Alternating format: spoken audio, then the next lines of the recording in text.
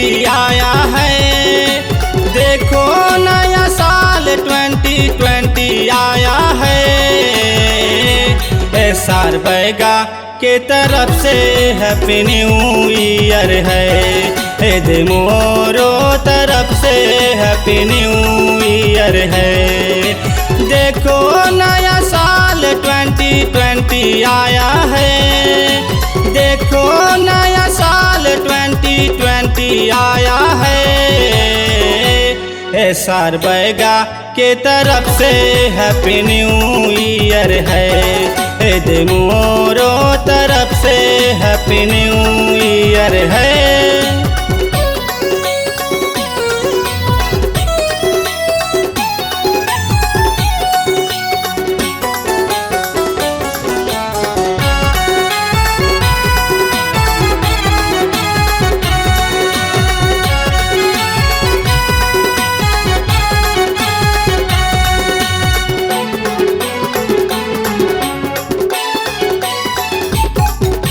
मोरो परेन हावे चंदर बिनो सुरेश।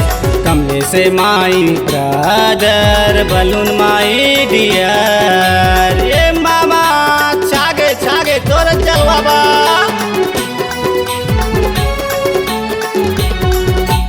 मोरो परेन हावे चंदर बिनो सुरेश। कमले से my brother balloon my dear. 2021 साल आया है। 2021 नया साल आया है। SR बैगा के तरफ से हैप्पी न्यू ईयर है। दे मोरो तरफ से हैप्पी न्यू ईयर है।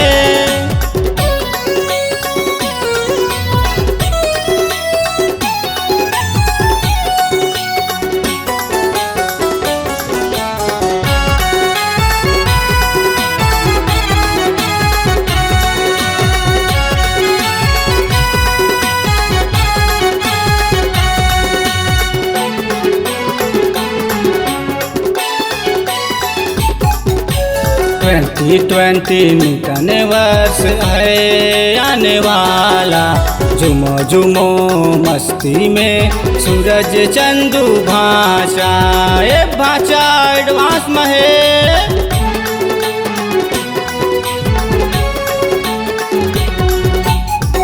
2020 नया वर्ष है आने वाला। झूमो झूमो मस्ती में सूरज चंदू भाषा। एडवांस मदवत हो सब लाए बधाई। एडवांस मदवत हो सब लाए बधाई। SR बैगा के तरफ से हैप्पी न्यू ईयर है। दे मोरो तरफ से हैप्पी न्यू ईयर है। SR बैगा के तरफ से हैप्पी न्यू ईयर है। दे मोरो तरफ से हैप्पी न्यू ईयर है।